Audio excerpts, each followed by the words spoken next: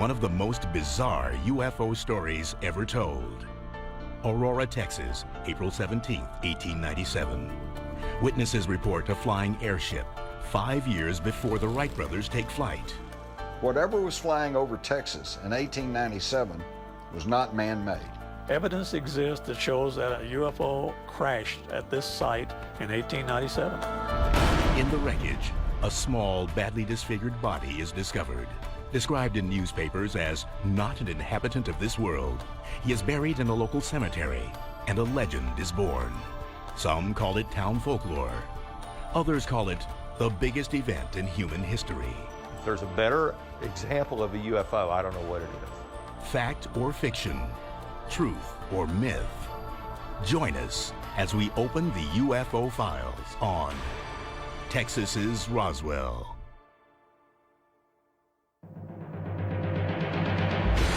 The 1947 Roswell incident may be the most famous UFO crash story of all time.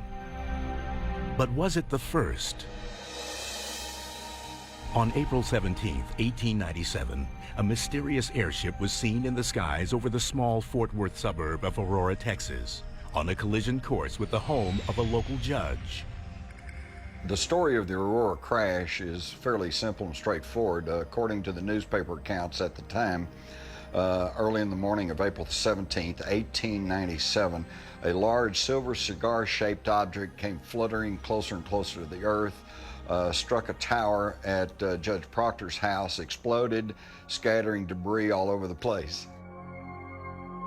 2 days later, April 19, 1897, the Dallas Morning News reported, About 6 o'clock this morning, the early risers of Aurora were astonished at the sudden appearance of the airship which has been sailing through the country. It was traveling due north and much nearer the Earth than ever before. It sailed directly over the public square, and when it reached the north part of town, collided with the tower of Judge Proctor's windmill and went into pieces with a terrific explosion.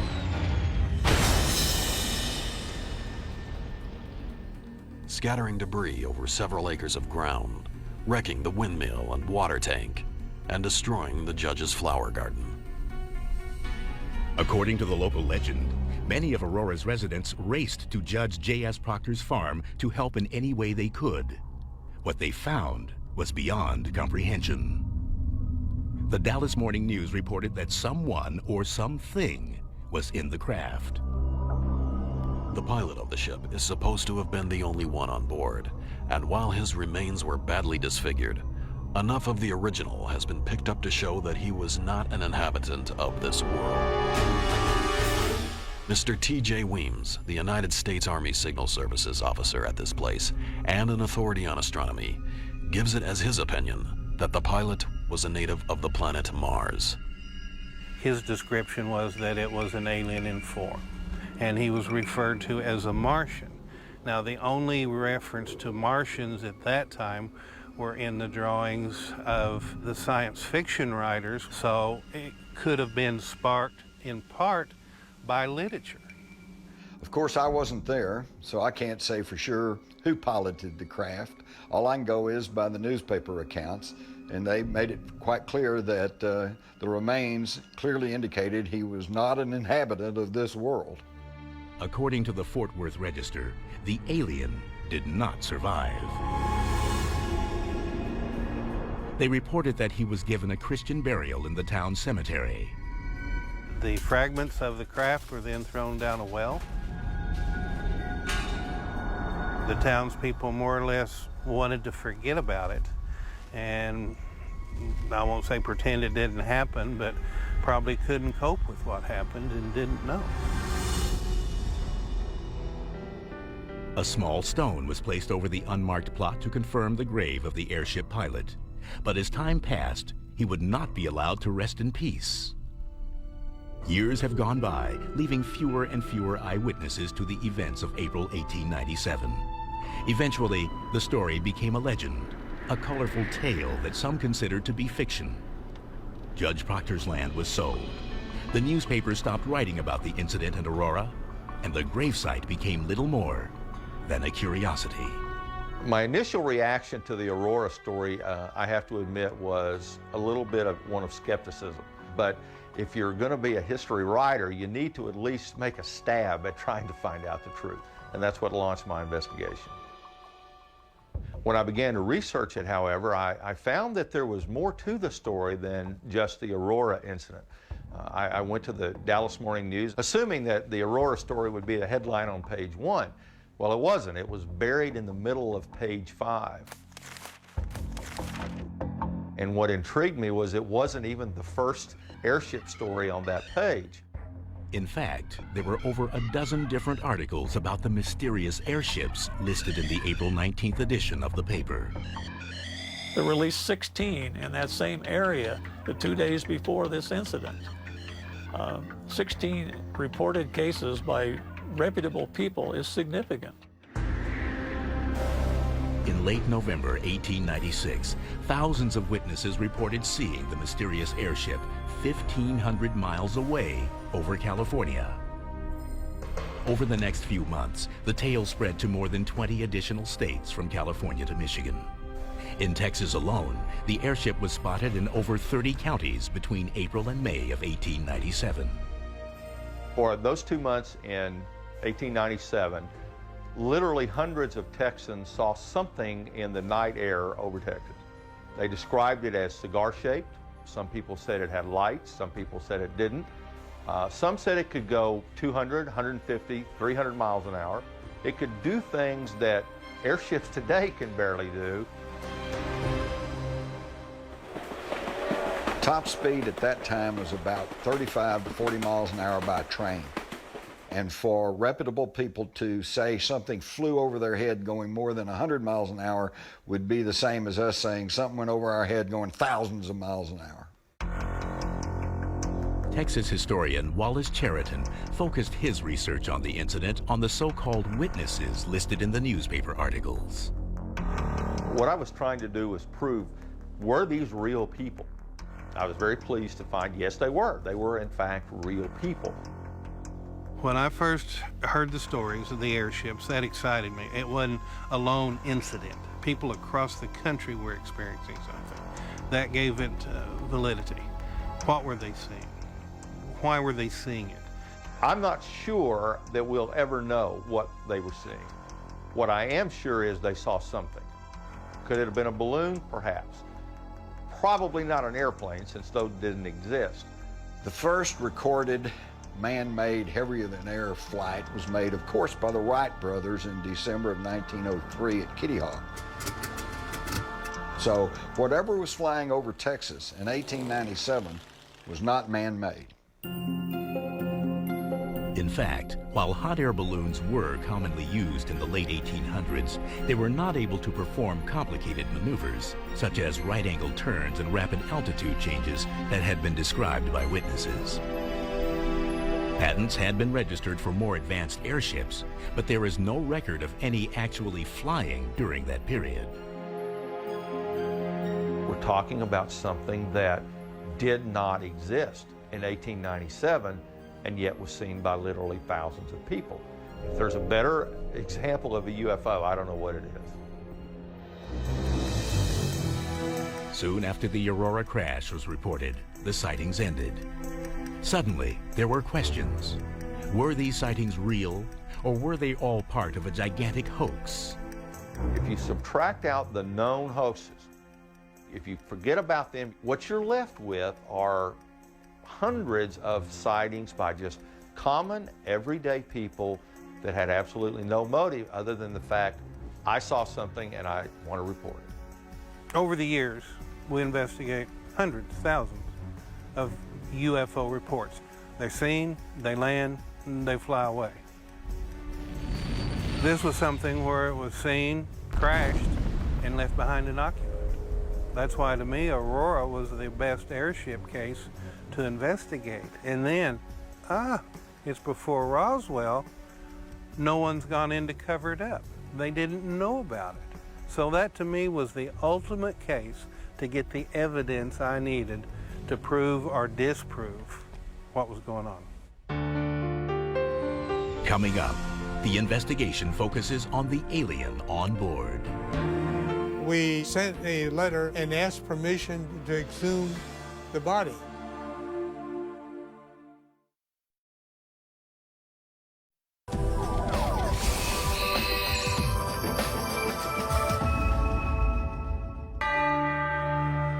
Aurora, Texas, 1897, 50 years before Roswell. Newspapers reported a major crash and a dead spaceman buried in the Aurora cemetery. But as time went by, the story was lost. Then, 70 years later, it resurfaced. Well, in 1973, Bill Case started writing articles for the Dallas Morning News, and that spread over the countryside. The interest jumped because, again, somebody was resurrecting the old Aurora crash in 1897.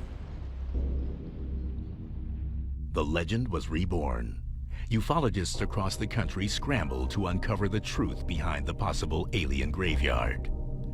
Hayden Hughes, the founder of the International UFO Bureau, was among the first to arrive in Aurora.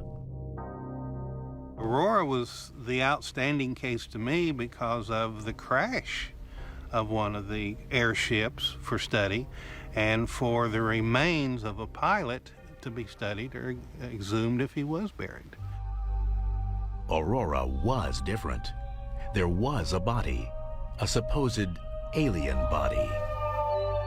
There's very few retrievable corpses or bodies associated with UFOs, but none that could be documented as well as the Aurora case. My belief in what the occupant pilot was what it was said, that it was the pilot of what the craft was. His description was that it was an alien in form. It was small in stature, which would confirm the type of creatures that are seen most frequently aboard UFOs. They are small in stature, childlike in size. The body, the crash site, the remnants of the airship. To Hughes, these had to be either the real thing or a hoax, and it was worth investigating. As to what to expect when we came to Aurora that first time, I was quite surprised that it wasn't as big as I visualized it to be. Coming into town, where was it? Well, we just went through it. There's the cemetery, okay? There's the hill, the windmills over this way. There's some houses down this way are businesses. That was the extent of it. Another surprise, Hughes's reception by the residents of Aurora. It appeared that they had no interest in solving the mystery. One time you talked, the people were open. The next time, they were not. We were allowed in the cemetery on some occasions. On some occasions, we were barred and could not go in the cemetery. So the emotional level of the town kind of told me they wanted no involvement with it. I had gone from extreme excitement and the possibility of what we could get to a frustration in that it was like the town was against us from the beginning. Then Hughes and other UFO researchers in Aurora had a breakthrough, the discovery of first-hand accounts of the crash. The witnesses were less than perfect. Some memories had faded, others were incomplete, and eyewitnesses were now in their 80s. Ufologist Jim Mars was among the first to interview the residents. In 1973, I interviewed 3 people who were alive at the time. One, Robbie Hansen, said it was a hoax, but then by her own story, she was not a direct witness, had no direct knowledge of it.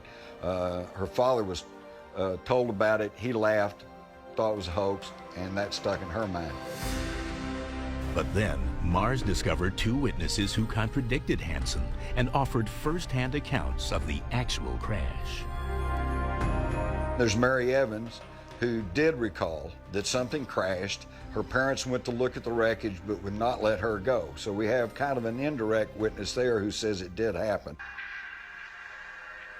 And then we've got Charlie Stevens, who as a 10-year-old boy was out doing the chores and actually told me he saw the thing go over. He said it was trailing smoke and it seemed to be in trouble. He saw it disappear towards Aurora, heard the explosion, saw smoke going up. He wanted to go up and see what had happened, but his father, this old farmer in 1897, said, "No, son, we have to finish the chores." And he said his father went up into town the next day and came back and told him about all the wreckage that was lying around. So the preponderance of the eyewitness testimony leans towards something happened. In addition to eyewitness accounts, researchers located one man who added a new twist to the investigation. Aurora resident Brawley Oates, who suffered from an extreme case of rheumatoid arthritis, believed his debilitating health condition was somehow connected to the Aurora legend. Brawley Oates lived at the site of the crash. I believe he moved there in 1945. And when he moved there, he had the well cleaned out because it had all this metal stuff and debris down in it. And he needed to use it for water. Oates believes that the water in that well that he and his family drank for about 12 years affected their health drastically. In fact, he developed some of the worst arthritis conditions in his hands and other things that anybody has seen. I don't see how a person could survive or could walk or could function in any way. And basically it was, they would either swell up so big that they would burst. And at times probably bigger than golf balls on your fingers. And he claimed that it was from maybe the water from the well that they used. That's the way he told it. Brawley Oates told me that it was because of radiation from the well where people had thrown pieces of this Aurora spaceship. But in sealing off the well on his property, Oates also sealed crucial evidence to the mystery inside. For researchers, the scientific evidence to support their case was becoming increasingly difficult to find. We can't go on legends. We need scientific proof that you could take any court of law and prove that this event actually took place, as our investigation disclosed. In 1973, investigators set out to the crash site and the graveyard. They hoped to find any evidence that could have survived the 75 years since the crash. Coming up, mysterious metal samples baffled the experts. It's just a marvelous thing to have a piece of something you believe really could have come from a spaceship.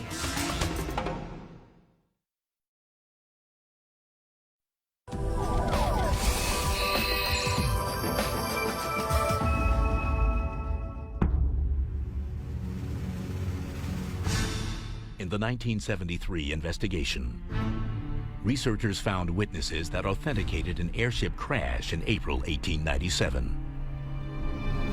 There were also claims of an alien buried in the local cemetery. But even with personal testimonies, ufologists realized that they needed scientific evidence.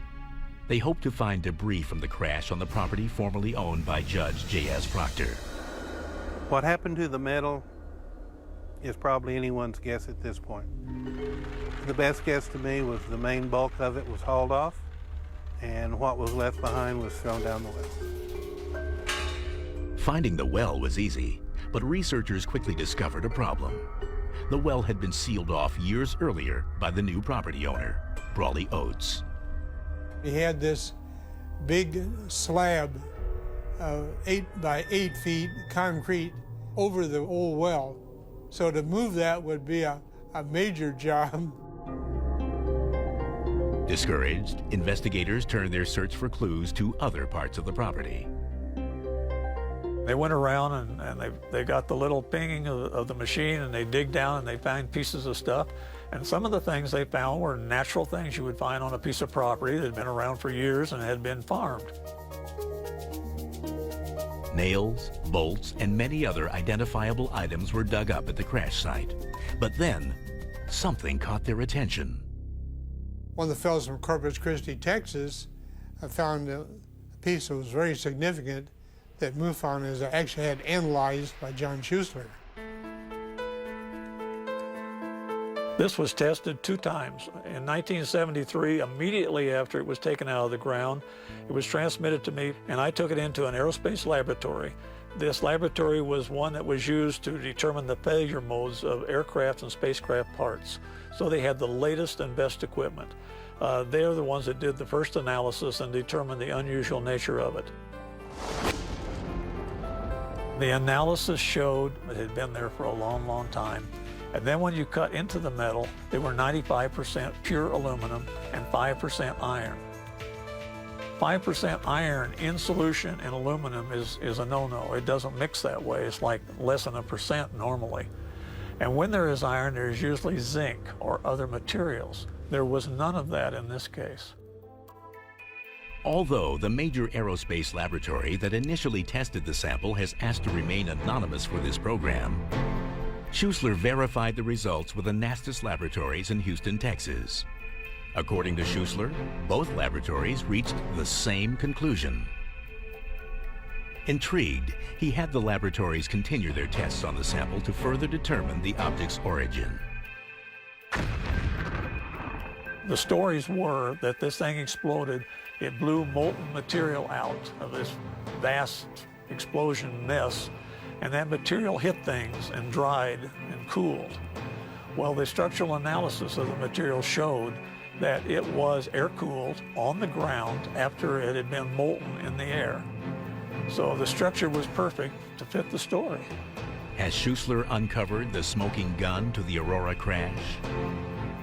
The material found and analyzed in 1973 couldn't have been made at that time on that farm or in the town of Aurora or anywhere around there, but it had to have been made in a very sophisticated laboratory using ultra-pure refining techniques. It's just a marvelous thing to have a piece of something you believe really could have come from a spaceship. Newspapers were quick to jump on the story of the new investigations into the airship crash, and as a result, the accuracy of the reporting suffered. Such was the case with a different sample sent to Dr. Tom Gray, now a professor emeritus at Kansas State University. One day there was a knock at my door, and a gentleman came in, and he had in his possession pieces that he had found at the reported site of the spaceship crash in 1897. Dr. Gray's colleague asked him to analyze the samples to determine if this was a piece of the Aurora spaceship. What you are looking at is the actual artifact that was tested. I showed this piece to my father-in-law a few days after I had done the analysis, and his first comment to me was, where did you get that water pump impeller? And so I kind of knew that that didn't come from a spaceship for sure. Once he determined the first sample's mundane origin, Dr. Gray began testing the two remaining metal strips. Once he discovered the pieces were primarily iron, he made an unusual finding. When I checked their magnetic properties, I did it by basically putting them in the presence of a magnet, and they didn't interact with that magnet, and I thought that's kind of interesting. Perplexed, Dr. Gray searched for a certified metallurgist to give a second opinion on his puzzling find. It turns out that iron-zinc alloys can be non-magnetic or magnetic depending on how they're cooled.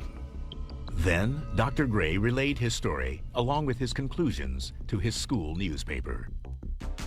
When the article came out the next day in the campus newspaper, the headline basically said, "Physicist finds non-magnetic iron at site of Aurora spaceship crash."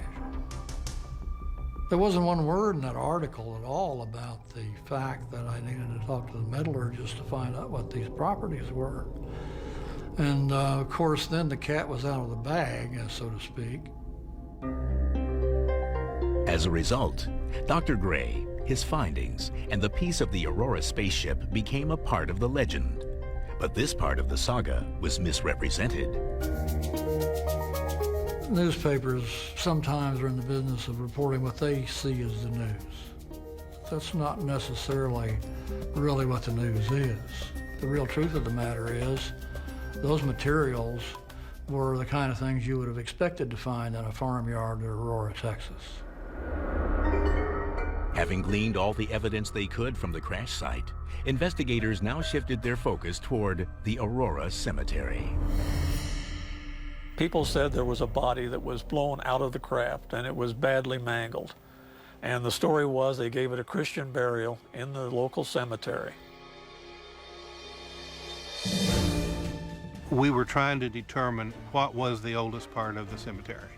That was our logical place to start looking first. They wandered around looking, and one of the local people said, those people aren't looking in the right place. You got to look for this 100-year-old gnarled oak tree. It's got a big beehive in it.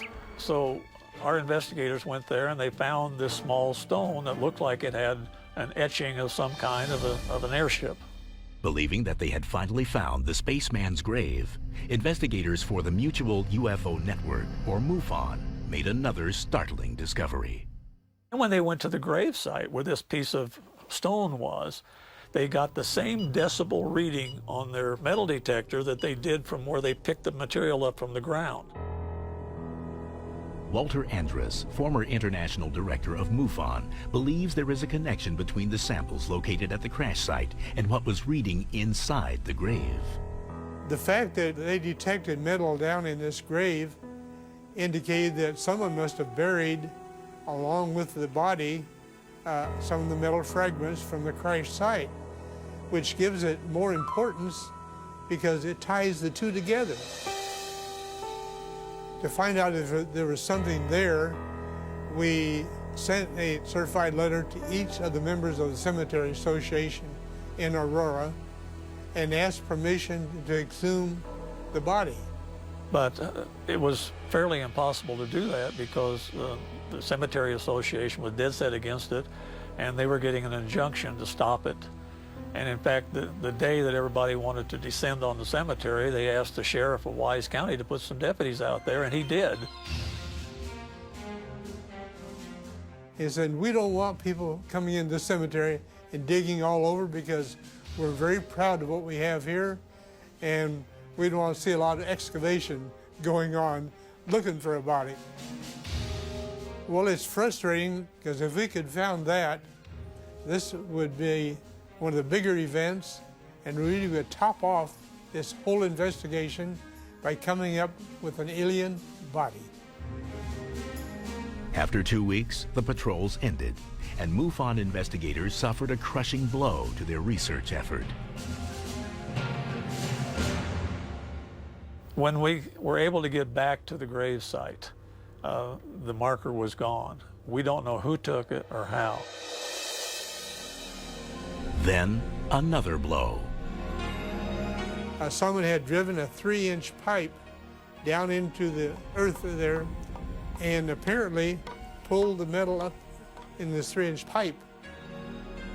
One of our MUFON investigators checked it and did not find any trace of metal with his metal detector. What could have been evidence to authenticate the Aurora UFO mystery was gone. Coming up, skeptics fight back. Other explanations to the Aurora legend are far from being out of this world. In Texas, we have an old saying that never let the truth stand in the way of a good story.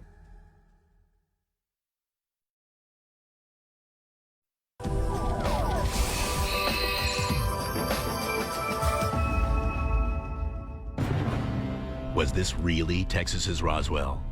That's what investigators in 1973 hoped to find out. But like the Roswell story in 1947, the Aurora, Texas legend grew larger and the story more twisted as each day passed. At every turn, skeptics challenged journalists and investigative agencies like the Mutual UFO Network and the International UFO Bureau, seeking to disprove their research. The theories ranged from balloons soaring through the sky to the belief the Aurora legend was merely concocted to save a dying town. The most prevalent theory to explain the 1897 airship mystery is that it was a balloon. Well, unfortunately, there is physically no way it could have been a balloon. There are no balloons that can rise or fall with lightning speed. They cannot turn at right angles. They cannot go vertically up and vertically down. They simply can't do it. I don't think the balloon theory is feasible in this because of the detailed descriptions of the different airships that were available at the time. The government, even in the 40s, tried to claim that different pilots were chasing balloons. Even the famous Roswell crash was a high-altitude balloon that had actually crashed. So the balloon theory has been there a long time. With these facts, many dismissed the balloon theory. Other skeptics, however, theorize that the Aurora legend is simply a made-up story, invented by the author of the original Dallas Morning News article from April 19, 1897. In my opinion, the Aurora story was one that was concocted by S.E. Hayden. I did find some people that seem to have recalled that their ancestors had said that Hayden was a great practical joker. And what a wonderful practical joke this was in 1897, except that it wasn't recognized at that. I've heard the allegation that the author of this article, Mr. Hayden, was a prankster and a hoaxer. I've seen no hard evidence of that, and I've seen no other articles that he wrote that turned out to be wrong. Although Cheriton is challenged by some experts, he offers a convincing argument to back up his claim. If Hayden was acting as a reporter as opposed to a hoaxer, it seems very strange to me that he didn't follow the story up to say, well, people showed up for the burial of the alien and we put a little grave marker over it and somebody said a prayer. It was a wonderful ceremony. That to me would have been expected, but yet it didn't happen. The mayor of Aurora, Texas, Barbara Brammer, has spent many years researching the town's history and believes her input may solve the Aurora legend. The legend, from what I have been able to read, started after several disasters that we had in the city. The first of those disasters was a brutal boll weevil infestation, which destroyed Aurora's primary cash crop, cotton.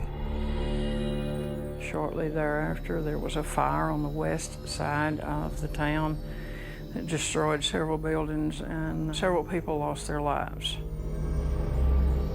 And the deaths did not stop there.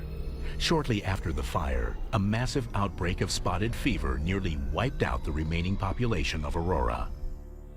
It was in 1896. Everybody tried to leave it could. The whole city at one time was under quarantine, and the only time they left their houses was whenever they went to the cemetery to bury someone. In the early 1890s, Aurora saw a glimmer of hope. The railroad was set to lay track in the town and provide much-needed economic relief for the townsfolk. They got as far as laying a spur in this direction for the railroad, and then another railroad was going to be coming from out west, and it got within 27 miles of this before it was stopped. And it became known then as the railroad that never was. The town was crippled economically, and the resident spirits were crushed. It is this string of events that some believe might provide the motive for the Aurora legend. Aurora definitely needed the railroad to save everything that it had going for it at that time. When it didn't come through, it started downhill. People started moving away. I believe the people who were left in this town needed something to look forward to, and this could be the reason that someone made up the story. Although Mayor Brammer's theory goes a long way to explaining the legend, skeptics continued their assault on believers. The debunkers said Judge Proctor did not have a windmill, okay, so therefore the whole story is bogus. According to Charlie Stevens, no, he did not technically have a windmill, but he had a wooden derrick windlass, which is a wooden tower used to haul up the sump on his well. So that's a matter of semantics. There was a wooden tower there that the thing could have crashed into. In order to find evidence, I found one of the metal angle brackets that supported the wood arm of the windlass. One metal bracket is still there at the scene. Another element of the legend has come under attack from skeptics. The initial identity of the spaceman came from T.J. Weems, a local member of the U.S. Army Signal Corps. It is argued that Weems was only the town blacksmith and in no way an expert on astronomy like the newspaper claimed. According to Charlie Stevens, T.J. Weems was also an amateur astronomer, had his own telescope, and was widely known as a lay expert on astronomy. So that argument that he didn't have any knowledge that's pretty specious too. Despite the many explanations that researchers, journalists, and skeptics have for the Aurora legend, there is at least one thing that everyone can agree on. As far as I'm concerned, it's still a good story. It's a good story. I wasn't around then, but my granddad could tell a pretty good story. In Texas, we have an old saying that never let the truth stand in the way of a good story. After 3 decades, Hayden Hughes returns to Aurora. But can he solve the riddle of the mysterious airship once and for all? We have maybe one of the most scientific finds of the 20th century right here behind us.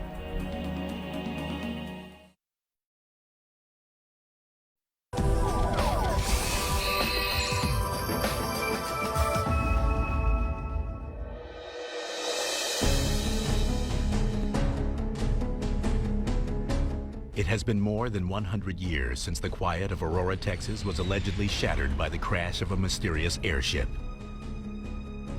Like the incident in Roswell, New Mexico, that supposedly took place in 1947, the truth may never be known.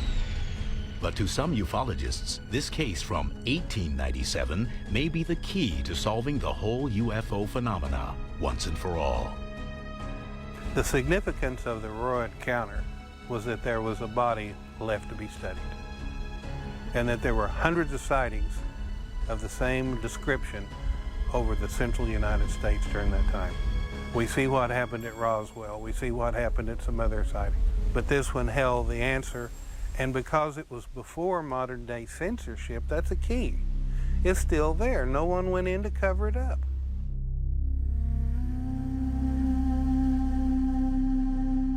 While this former boomtown used to boast 3,000 inhabitants, there are only about 400 people living there today. The town may have decreased in size, but the controversy surrounding its most famous visitor has only grown. If nothing else, the tale of the mysterious airship crash has served to polarize Aurora, dividing believers from skeptics. Aurora's big claim to fame has to be the legend. It's the thing that has lasted longer than anything else. Some people think it's a funny joke going around. They do not believe that this actually happened, and they'll laugh at you because they say it's such a hoax. Well, we're dealing with belief systems here. And I found this when I first began to investigate this in the little town of Aurora. About half the people said, no, it was just a big hoax. And the other half said, no, it really happened. I had a feeling that they thought people were laughing at the little town of Aurora, even though the population there now had absolutely nothing to do with the airship mystery. I just always got the sense that this is not something they wanted to embrace. Despite the town's ambivalence towards its famous legend, in 1976 they installed a plaque at the cemetery that supposedly houses the aliens' remains. Since the actual stone marker was stolen more than 30 years ago, it is impossible to know the precise location of the pilot's body. To me, the only thing at this point that would satisfy it, it's pretty obvious we're not going to find a grave site to dig in. So, secondary, let's go to the well. Although the windmill above the well no longer exists, the former Proctor property was purchased by Brawley Oates in 1945. Long-standing rumors hold that the well on the property was contaminated by radioactive debris. More than 100 years later, the legend has also grown to include a mysterious patch of ground that lacks vegetation. When the mayor shared details of this rumor with Hayden Hughes in 2005, it renewed his interest in solving the mystery. Aurora, to me, had the most possibility of providing evidence that could confirm or deny the existence of the airships and the occupant. And when we left empty-handed, I saw it kind of as a failure because the evidence was still there. Maybe 2 feet under where we were standing, but still we were unable to walk away with something we could really go forth and say, all right, here's something. Let's investigate that further. For the first time in over a quarter of a century, Hayden decided to revisit the place where it all began, the crash site. This is the alleged crash site of the airship. We're on top of the hill, valley all the way around. This is where Proctor had his property. His windmill was here, and we had a well, which was later cemented in. Certain areas are still accessible, but this fence stands in front of Judge Proctor's original well. Several requests to gain access to that part of the property were made for this program, but no calls were returned. My gut feeling tells me we're on to it and there's something there, and I can't dispel that. So close to where he feels the answers to the airship mystery lie, Hayden Hughes' frustration is palpable. We have maybe one of the most scientific finds of the 20th century right here behind us, and we can't get to it because of this big bird cage that's been built over and cemented in, sealing below the evidence that may have contaminated the soil around it that is keeping vegetation from growing today. And if it could be possible to go down, dig up, whatever, that might be what it takes to put an end to this legend over all these years. If we could find out what is in that well, we would know if there's any radiation occurring there, or even parts of the crash site. When the craft blew up and exploded, there could be pieces down in that well. Most people search for just what's on the surface and don't take the time to really dig down and find out. You know, it's interesting to note that we're back here where it all started. Right here on this very site. Time has come and gone. A lot of stories has come and gone. Until we can get on the other side, until we can get some good soil samples or get down in the well, this is where the story's going to stay, just rolling along and continuing to grow. If the entire legend of the airship crash of 1897 is a hoax, then an amazing practical joke has been played on everyone by S.E. Hayden, the man who wrote the original newspaper article for the Dallas Morning News. But without concrete evidence, ufologists can neither debunk the hoax nor prove the legend to be true. There are lots of legends and stories going around that are passed from word of mouth and through newspaper clippings and so on, but we deal with the facts. We investigate UFOs, and we try to prove beyond a question of a doubt when we investigate a case that it was a UFO. I would say that the probability of the crash actually happening is probably 85%. I think there's strong evidence for that. The Aurora spaceship crash of 1897, I believe, is the smoking gun of the UFO controversy. Because in earlier years, the debunkers would say, well, it's just misidentified aircraft, satellites, commercial, military, maybe even secret government test craft. Well, I often thought, wouldn't it be great if we had a well-documented instance of a UFO before any of that was in the air? And we do, with the Aurora Texas crash of 1897. We are fairly sure there was a crash at that site. I mean, all the physical evidence, all the stories about the people that were available at the time all go together and they all fit. It's not a mistaken identity and it's not a tall tale.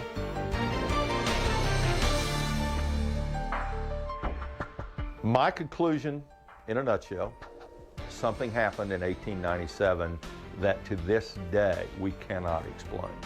We can eliminate a lot of stuff. We know it wasn't a balloon. We know it wasn't an airplane. What was it? I don't know. UFO? Obviously. Where the UFO came from, that's the big mystery that, quite frankly, will probably never be solved. Will the ultimate truth ever be known about the Aurora case?